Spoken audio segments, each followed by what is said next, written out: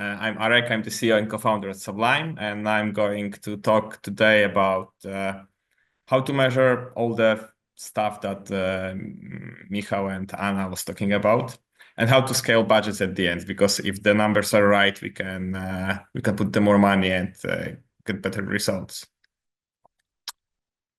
Okay, so in the previous presentation, we saw that Meta can be highly impactful through the entire sales funnel, but its role and strategies vary depending on the stage. And Michał and Anya was talking about like Tofu, that is our growth engine of the funnel, and then Bofu that drives the most measurable business results.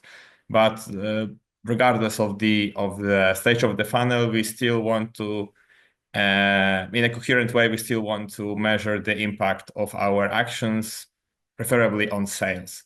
So when we work with our clients, we use like some 4 main metrics to assess campaign impact on sales, regardless if it's in Tofu or if it's in Bofu. It's like measuring Tofu is more difficult, but it's not impossible. And I will guys show you in a little while how we do it. So the 4 main metrics are like return on ad spend, customer acquisition cost, customer lifetime value, and then the customer lifetime value to customer acquisition cost ratio. So ROAS is probably the metric that is the best well known. And with ROAS, return on ad spend, shows us the short-term effects of our ads. Because in order to calculate it, we just take all the revenue from new orders in a given time period. So for example, in December 2024, we don't distinguish new versus returning users. So we just take all the orders regardless of the user origin. And then we divide that, but all the ad spent in a given time periods. So we have like a short-term effect metric. Then we can go a little bit deeper and we can have customer acquisition cost calculated. And customer acquisition cost, in order to calculate customer acquisition cost, we just take all the ad spent in a given time period. So again, it can be December. We calculate also the number of acquired new customers in the same period. And then we are dividing one by the other.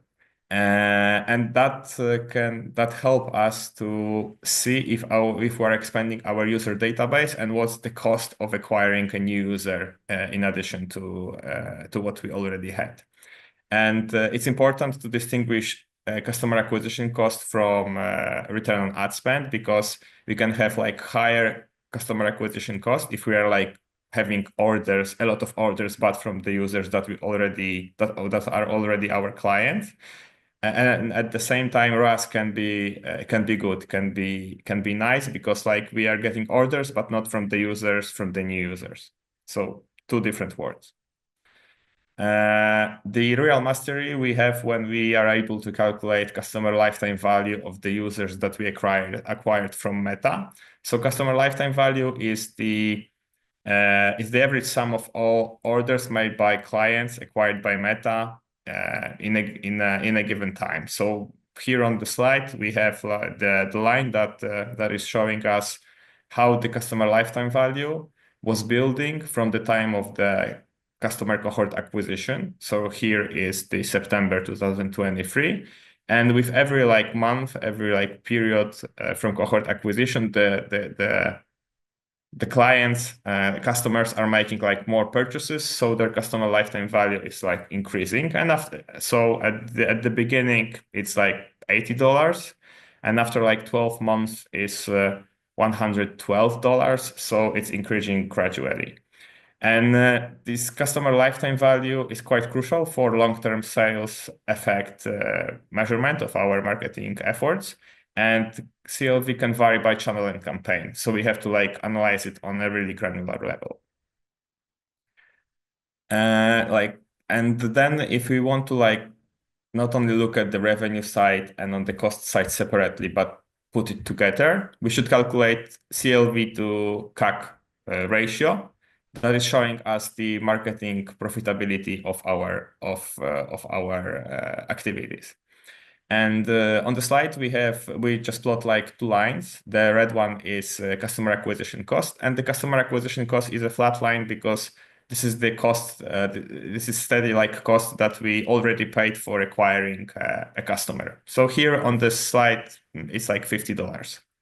On the other hand, we have a blue line that is customer lifetime value line, and it's the line that shows how the orders that the customer is making from the time of the acquisition are adding up, and what's his customer lifetime value. So with the first order, the customer lifetime value is 20 because somebody like made a purchase and left like $20 in our store, and at the same time we paid 50 for acquiring this customer.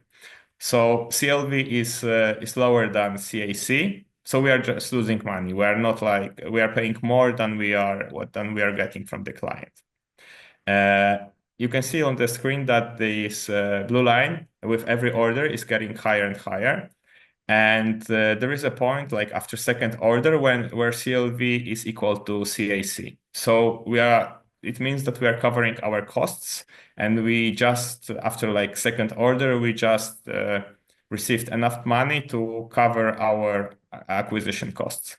And this point in time where this happens is also called payback period, because it gives us an information after which time from acquisition the client is paying back. And everything that will happen after this point, so with the third order, for the fourth order, you are starting like making money and making profit. And the CLV to CAC ratio is quite crucial, especially for like D2C businesses and for businesses that are like backed with venture capital, because CLV to CAC is like showing the business profitability, and the rule of the thumb is that this metric should be around 2 to 3 in businesses that are like growing healthy. Okay, so next, I will tell you a little bit about like where to find these metrics, going through all the tools that we saw our clients were using, and how to interpret metrics there. So the most important thing, or the most important analytics platform in terms of Meta is, of course, like Meta own attribution or Meta panel. And this panel is super great because it has one big advantage, because it attributes or shows attribution results based on Meta user graph. Because Meta can track the user in Instagram, on Facebook, especially like on mobile, and then connect that click or that impression with the purchase that was made then on the website, because it knows that it's the same person. And in the Meta platform, in the Meta panel, we see the amount that was spent on every campaign, and we can see also the results of the revenue that we are getting.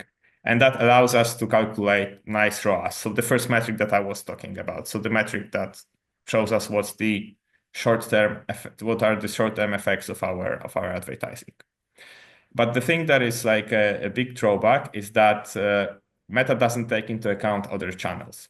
And when you have like a business that is running more than one channel, and usually like people or businesses usually run like at least like Google Ads and then Meta,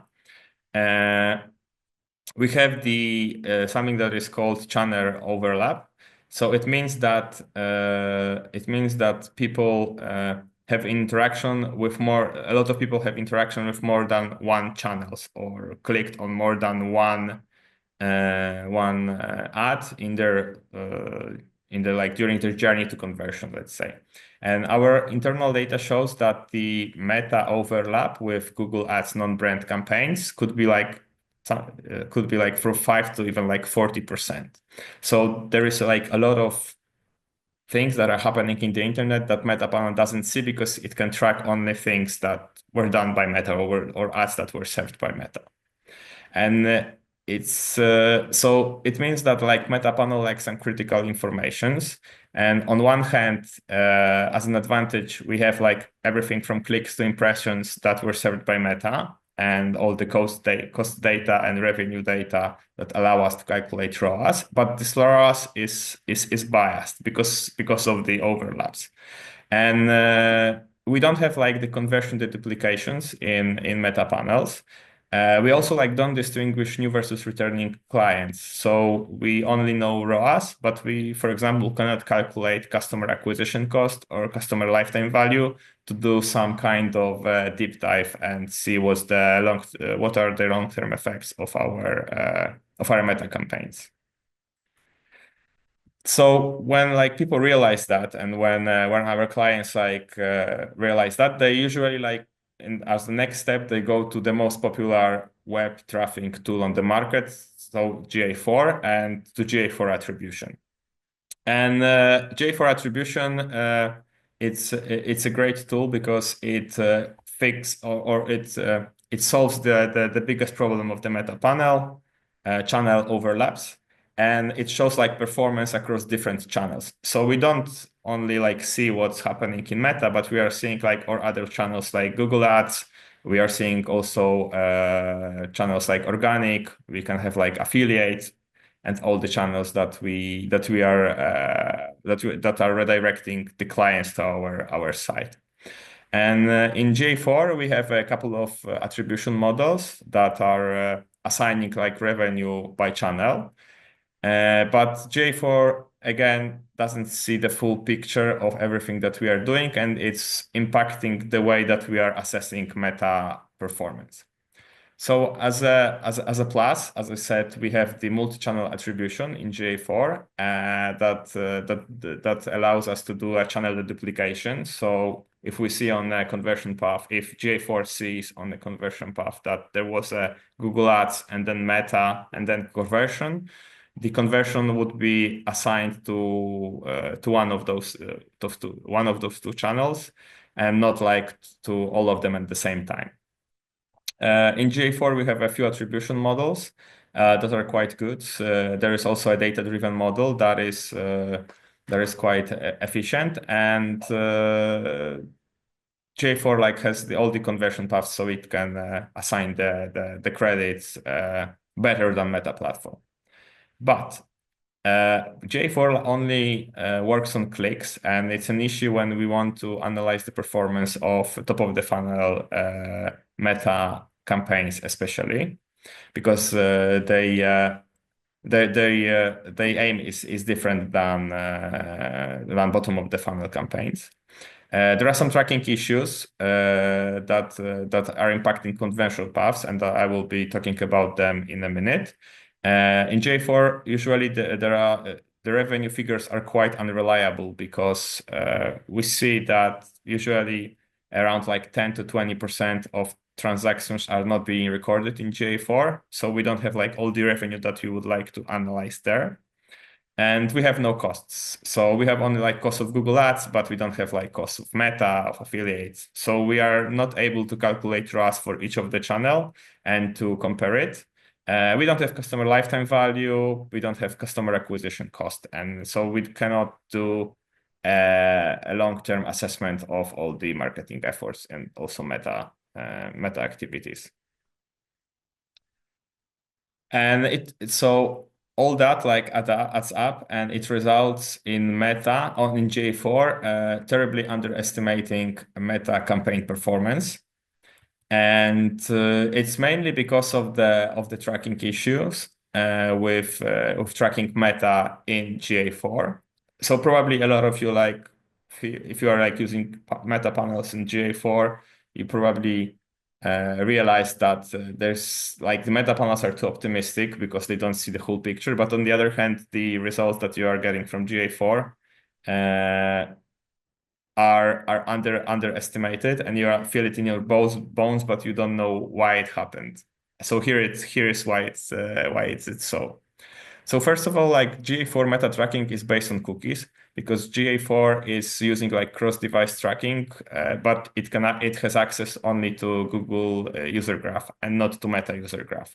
And it's especially important when you are thinking about like all the ads that are served within the Meta ecosystem, to which like the GA4 has no access. So it has to like rely on cookies and not on the user graph that Meta has built around that. So Meta is good in serving and finding audiences, and based on this user graph in finding audiences and serving ads. But on the other hand, for any external tool is very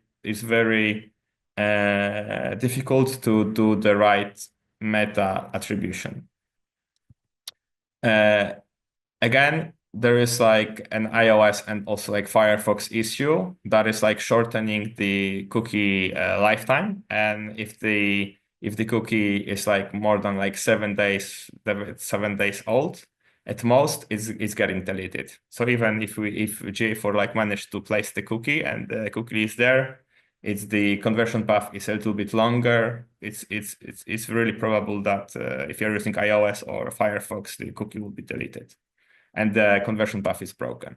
There is also like a consent mode issue because like not all of the users that are landing on our website allows us to track their activities. Usually it's around like 8% of users, but there are some clients that have the consent mode being used in like 30% of the or refuse, or clients like refuse to be tracked in 30% of the cases. And there is a cross-device tracking problem because when you see an ad in Instagram, on Instagram or on Facebook, and then you do a purchase on the website, there is no link between one and the one when you are like only using cookies and you like change the device. So to mitigate these things, to see what's the real impact of meta, we should like turn into like some other tool or some other methodology. And this methodology that we use is like the first party attribution. And the first party attribution is, in our opinion, like next step in the cookieless era. And it's not like another black box data-driven AI-based model, because the main problem with attribution on the market, according to us, is the transparency. But what it is, it's the attribution done outside of marketing platforms in GA4 to fill in like the blanks. And it's based on raw data from e-commerce, GA4, and marketing platforms. And it aims to reconstruct like broken conversion paths, but in a fully transparent way. So we can see from which system which information comes, and why like we needed like added some extra touch points on the conversion path, for example, to have all the data. And first party attribution fixes the problem of meta tracking, and here is how. Because when we look at all the transactions that you have in GA4, you will notice that there is a big group of transactions that has been attributed to organic search, brand search, direct, or untracked. And it means that there is only one touch point on a conversion path leading to these transactions. So there is nothing before them, or at least GA4 doesn't see anything before them. And for this transaction, there is a very high probability that the GA4 only captured the last touch point before the transaction, but that there is a big chance that something happened before. And that something could be Google Ads, could be Meta, etc. But for Google Ads, there is a low probability that Google Analytics wouldn't record the click in a Google Ad, because, as I said, GA4 has access to Google user graph. So it's very good at tracking like Google Ads in GA4. It's not that good at tracking meta clicks in GA4. And that's why our like hypothesis is that the most of the missing clicks are coming from Meta or from TikTok, but let's stick with Meta. And the hypothesis is that the conversion path was broken because click was a long time ago, like more than 7 days, and it expired. The cookie could be like deleted by a user. There could be like consent mode at play, or the transaction was a cross-device transaction. So that's why we are saying that's why we are seeing a lot of like organic, brand, direct, or untracked transactions in our GA4 reports. But what if we could like track meta based on meta user graph instead of cookies? And if that would be possible, it would solve our problem with the missing meta clicks. And well, in the first party attribution, we do it. We are adding like missing clicks from Meta user graph via conversion API. And what we do, we are like sending all the transactions with, let's say, no paid source to Meta, like asking if the Meta using its Meta user graph, it saw like a click before the transaction, and the Meta is like returning the answer on a campaign level if it did or it didn't see the appropriate click. And it allows us to put like the Meta missing clicks back on a conversion path and connect that with the raw data from Google Analytics. So fill in like the blanks, fill the things that Google Analytics just doesn't see. And it works because like adding Meta missing clicks, only clicks, not impressions, only Meta missing clicks results in like 3 times higher Meta ROAS versus ROAS that could be calculated only on using only like GA4 data.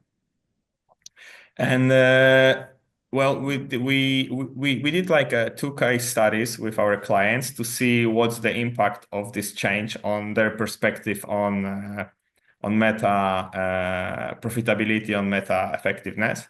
And here you have a case study with Natucare. Natucare is a D2C company that is selling like supplements online. And what we did, we analyzed like 2 groups of the Meta ads that they were running. Retargeting Meta ads and prospecting Meta ads, because we also wanted to see if there is a difference in or this methodology also works for prospecting and not only retargeting, to see if it's like a universal methodology. So here on the left-hand side, you have like retargeting ads, and blue, you have like the Meta results, red, GA4 results, and green is first-party attribution. And it's the same in terms of like prospecting on the right-hand side. And these are like ROAS, the ROAS that has been normalized, so not like a real ROAS, but normalized to show you the difference in terms of like using different methodologies to assess Meta ads performance. So as you can see, the first party attribution, so green bar, it's much higher than the red one, so the GA4, and using like first party attribution shows that the Meta results are really like undervalued, underestimated if we rely only on GA4 data. So the results in first party attribution are 2.2 to 2.3 like higher than we see them in GA4. So it means that if we are like making decisions only based on GA4 data, we are really not realizing all the potential that we have and in this channel. And more importantly, or maybe not more importantly, but interestingly, when you like analyze these bars like deeper, you will see that the prospecting campaigns are even like more effective in first party attribution perspective than they were according to Meta panels. So that's an important thing, because usually like retargeting campaigns are being like more effective. But here, and even like the Meta panel is showing that, but here when we take into account like conversion to duplication, we will add like missing Meta clicks, prospecting is a winner. And we did like a similar like case study with another client, Coffee Desk. It's like one of the biggest e-commerce platforms in Poland. And we did the same thing. So we divided like the campaigns into 2 groups: retargeting campaigns and prospecting. And we wanted to see how like different attribution tools, different analytics tools see ROAS or the performance of Meta ads. And again, as you can see, like the difference between GA4 and first party attribution was very high. It was even higher than in the first case study. And it again showed that the GA4 data are really flawed in terms of like tracking Meta ads.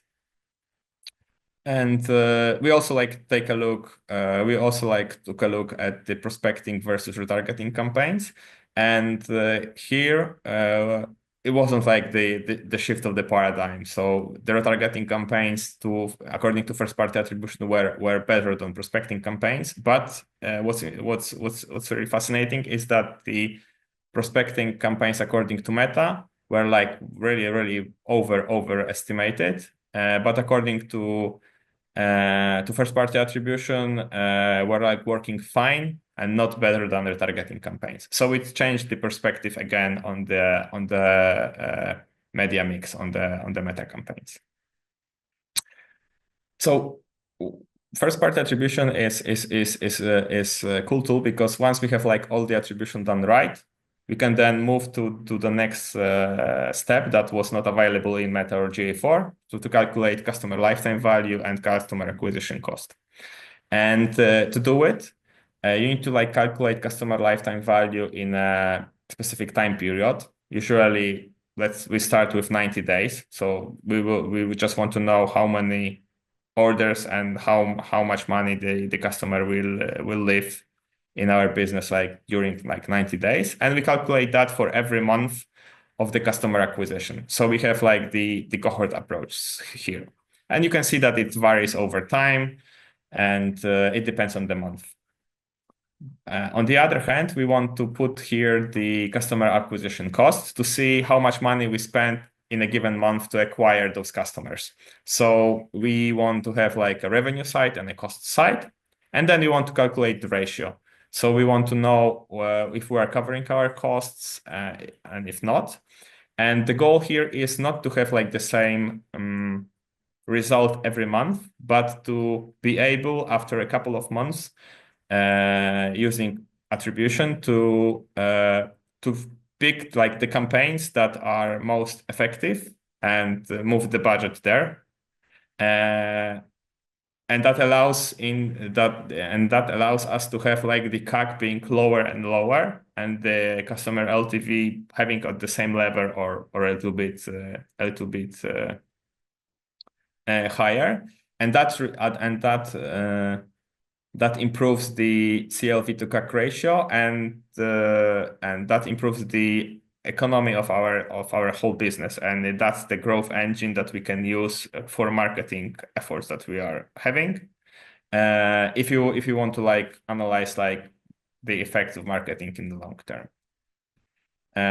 So 90 days customer lifetime value tracks long-term meta acquisition effects, and the ratio, if it's above 1, shows that we are profitable after 90 days, and it's